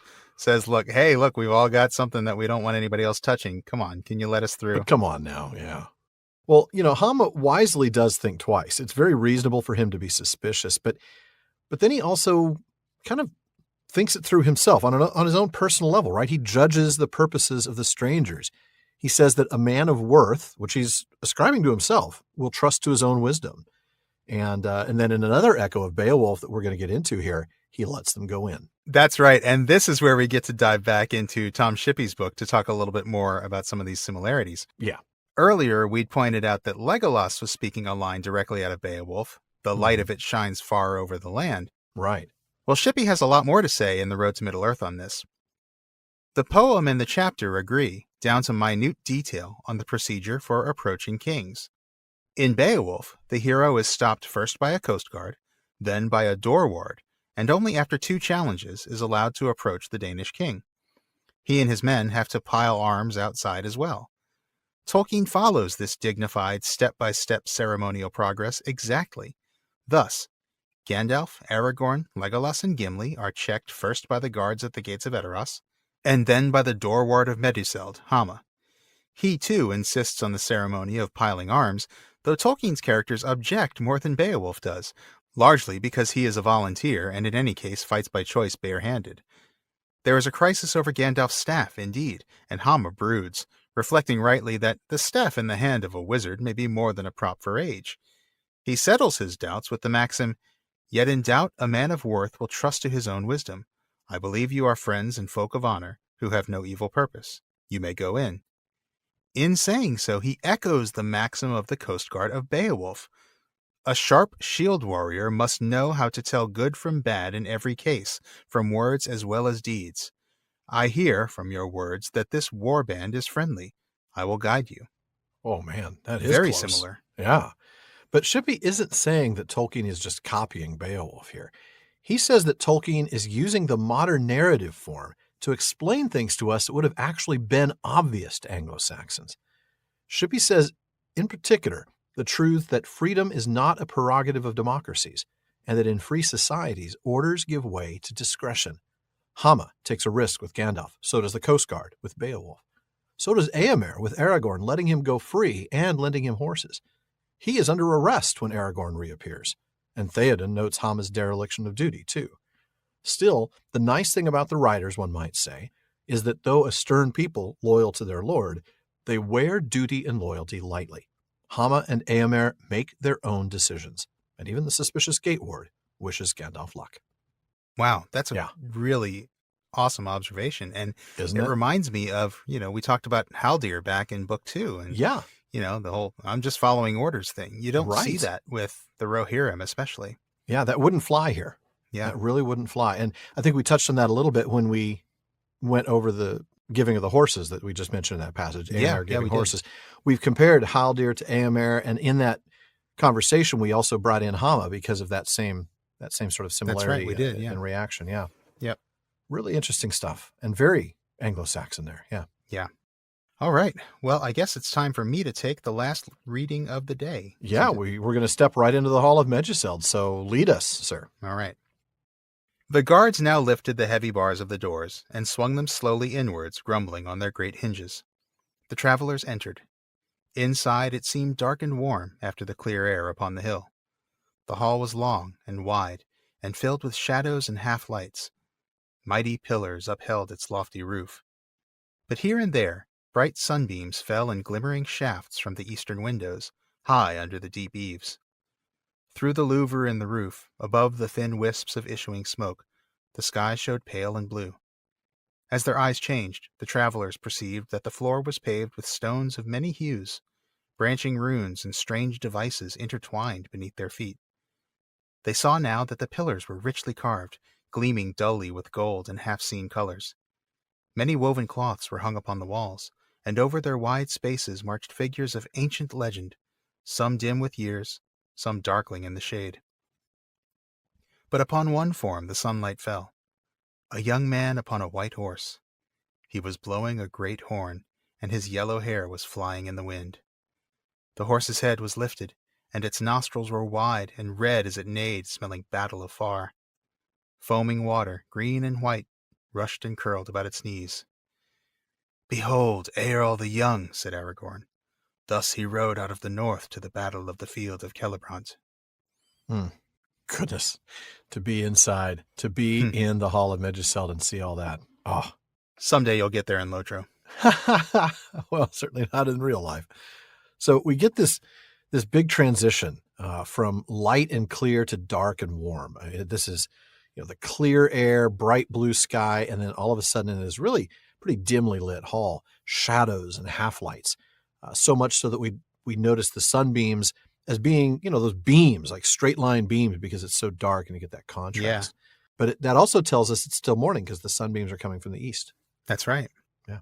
I think the mention of the louver in the roof is interesting too. Mm-hmm. I mean, not that there's a louver. I mean, the louver is just it prevents them all from smoke inhalation. Yeah. Right. Exactly. That's just a hole in the ceiling that allows smoke to escape, but keeps, rain and stuff out. But it's interesting because of the etymology. Louver is an old French word, and we don't tend to see a ton of old French words in Tolkien, especially not in Rohan. That's right. That's the thing, especially here. Yeah, that's kind of interesting. But I don't really have much to say about it. Just that word kind of jumps out at me. A, because it's a word we don't see a lot these days, and B, because it's French. That's true. Well, as their eyes get accustomed to the dim light, the four of them start to notice the details in the hall. We see the paved floor made of stones of different colors. We see all these intertwined runes, the richly carved pillars covered in gold. Yeah, we see that in the films too, the gold plating with the intertwined stuff on the pillars. Really, really pretty. Yeah. And the other thing we see in the film, which is done really well, is all these woven cloths, right? Yes. These tapestries and banners that are hung all over the walls, kind of illustrating history and the past and all that stuff. And we specifically see here in the text this one image that the sunlight shines on. Yeah. The young man on a white horse blowing a horn, his yellow hair in the wind. the horse ready for battle. Oh man. Isn't it? Such an image. It I love really is. Wow. That is a great scene. And, we've talked at length about Eorl the Young in our season 3 Tolkien Reading Day special, which was That's episode 118. We read some very long sections about the beginning of the Rohirrim, then known as the Eotheod. So check that out if you want to know more about Eorl the Young. Absolutely. And ignore the terrible pun at the end of that, please. The Kansas reference? Yeah. I'll never live that down. As well you should not. That's right. Now, in talking about the Hall, Hammond and Skull tell us that while no such great hall survives from the Anglo-Saxon period, literature and archaeology indicate that it once existed. Tolkien seems to have used such fragmentary evidence to imagine the interior of Meduseld. In Beowulf, Hrothgar's great feast hall Herod is described as having a fagne floor, colored, variegated floor, and on special occasions, goldfag shinan web efter wagum, gold color shown in the woven wall hangings. And they go on to talk about how the floor is similar to Roman mosaic floors made of different slabs of stone or colored marble, Right. while also mentioning the evidence for woven or embroidered wall hangings that date back to Anglo-Saxon times.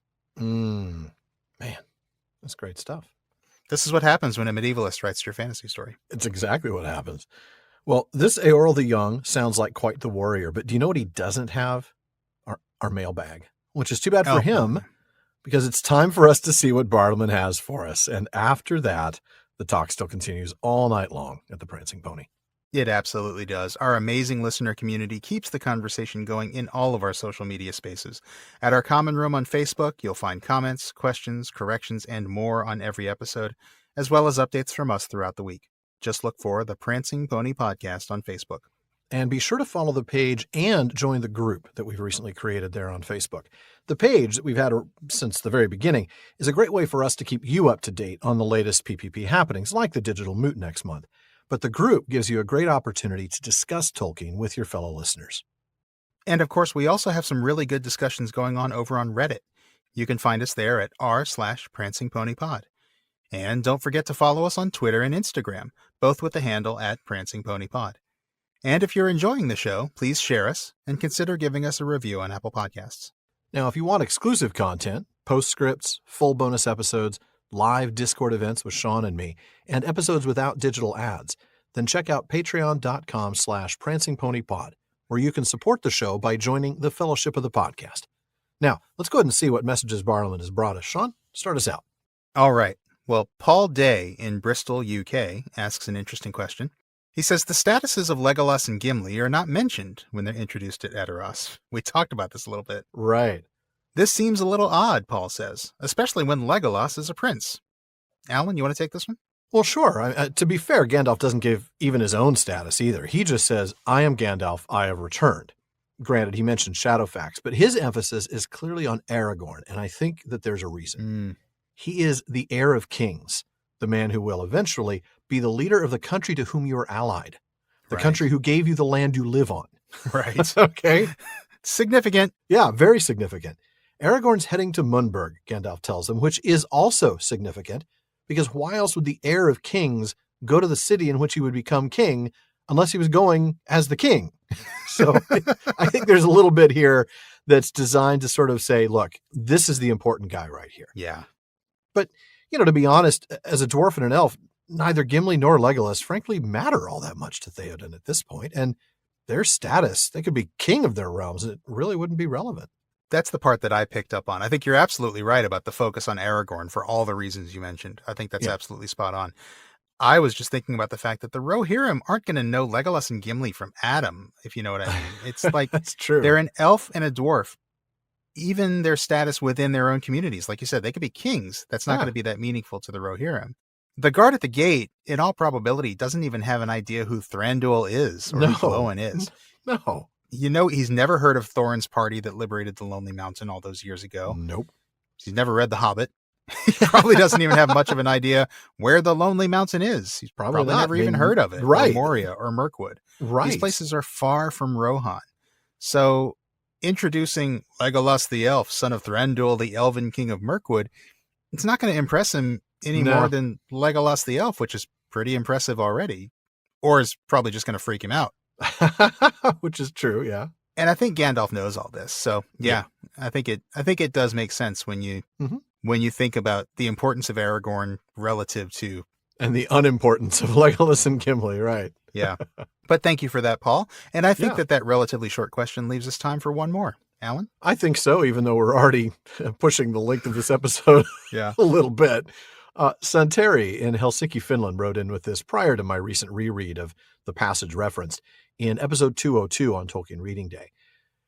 In a recent episode, you talked about your favorite Elvish phrases, and Aure in Tuluva was among them. I've always liked these words, Santeri says, as they sound like they are almost directly loaned from Finnish. In Finnish, Aurinko on Tuleva is a poetic way of saying something like, the sun will come, and I can't help hearing the connection every time. That is a really cool connection. I hope I pronounced that close to what it's pronounced like in Finnish, by the way. But thank you very much for pointing that out. Shawn, you, as our resident word nerd, get to tell me whether you have anything interesting here on the Finnish. Well, my jaw's on the floor, first of all, because that's pretty amazing. Isn't it? Yeah. I mean, first of all, look, yes, resident word nerd, but as a native speaker, Santeri knows far more about Finnish than I do. I mean, any knowledge of Finnish would be more than my knowledge of Finnish. Fair, Finnish, I study the Indo-European languages, a bit at a high level, but Finnish isn't even one of those, so I can't even go to any of my usual comparative linguistic reference materials here. But I do have Google. So I can at least break down Santeri's Finnish expression and learn that Aurinko means the sun in Finnish, and Tuleva means something like coming or forthcoming or upcoming. Okay. Now in Quenya, Aure means day or sunlight or daylight. And the verb stem tul, which is conjugated in Hurin's famous expression as entuleva, that just means simply to come. Now, we know Tolkien knew some Finnish, and of course, we've talked before about how Finnish was his primary inspiration for the development of Quenya. Right. I think what we're seeing here is that in some cases, Tolkien wasn't just inspired by Finnish.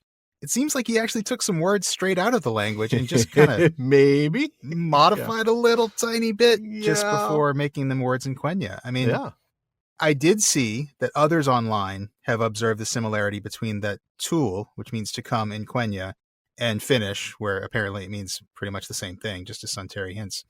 I didn't see anything out there on Aure and Aurinko, but based on what Santeri's told us, it's pretty clear that there's a connection there as well. So yeah, Santeri, I'd say your ears are not deceiving you here. I believe these words are directly loaned from Finnish, and that is incredibly cool. I thank you for bringing that to our attention. I'm surprised we made it 5 years without hearing that from somebody. I know, yeah. Well, we finish with Finnish as we wrap it up for another episode of the Prancing Pony Podcast. Wow, amazing. But please be sure to join us again next week when we meet Théoden, son of Thengel, Lord of the Mark. And my favorite character in the book, Éowyn. Oh, I thought it was going to be Wormtongue. Him too, sure. Yeah, we like him. It's going to be quite the episode, folks. Yes, you know that. Now, as always, we want to take a moment to thank some truly important people. That's our patrons at the Círdan's contributions here. Yeah. They are DeMay in Alaska, James in Virginia, Tamsin in Minnesota, Chad in Texas, Lance in New Jersey, Paul in Colorado, Jerry in Texas, Bruce in California, Mario in Utah, Seth in Texas, Ella in California, Joseph in Texas, Kathy from North Carolina, Lori from Washington, Josh in Oklahoma, Carlos in California, Brian from the UK, Cameron in Nevada, Ned from Connecticut, Thad from Georgia, and Jerry from Washington. Thank you all so much for your support. Indeed, thank you. And we also want to thank the team that helps make the show better. That includes our research assistants, like Marilyn Pakila, and our Barlaman, Becca Davis, along with producer Jordan Rennells, social media manager Casey Hilsey, event and Patreon community coordinator Katie McKenna, and website guru Phil Dean. This show would not be what it is without our supporters and our teammates, so thank you all. Now be sure you don't miss any episodes of the Prancing Pony Podcast. Subscribe to the show through Apple Podcasts, Spotify, or your favorite podcast app. And one last thing as always, don't forget to send your thoughts, comments, and most of all, and I want these, tapestries of you riding to battle on a horse. Yeah. To Barlaman at theprancingponypodcast.com. You can just send pictures. You don't need to send the actual You don't need tapestry. to send the whole tapestry. We don't need to receive the package. Parliament is a lot more reliable these days, but we do get a lot of mail. So we'll get to you as soon as we can, and your question or comment may be featured on a future episode. As always, this has been far too short a time to spend among such excellent and admirable listeners. But until next time. Farewell, friends.